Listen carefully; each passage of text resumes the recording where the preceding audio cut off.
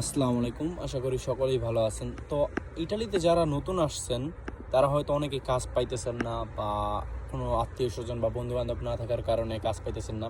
তারা কিভাবে কাজ পাবেন? তো আমি আপনাদের একটা কথাই বলবো, ঘরে বইসা না থাইকা আপনারা একটু চেষ্টা করেন, ইতালিয়ান ভাষাটা শেখার চেষ্টা করেন। তারপরে আপনার অনেকগুলো রেস্টুরেন্ট আছে, আপনার কাজের অনেক জায়গা আছে, বার আছে বলতে পারেন। রেস্টুরেন্টে প্লেট ধোয়ার লাভা পেতি যে কাজটা, এটা কিন্তু এটা অনেক বাঙালির, আফ্রিকান, ইন্ডিয়ান, পাকিস্তানি সবাই করে, ইটালিয়ানরা পর্যন্ত করে। তো আপনারা যাইয়া দোমান্দা করেন, মানে জিজ্ঞাসা করেন যেখানে লোক লাগবে কিনা।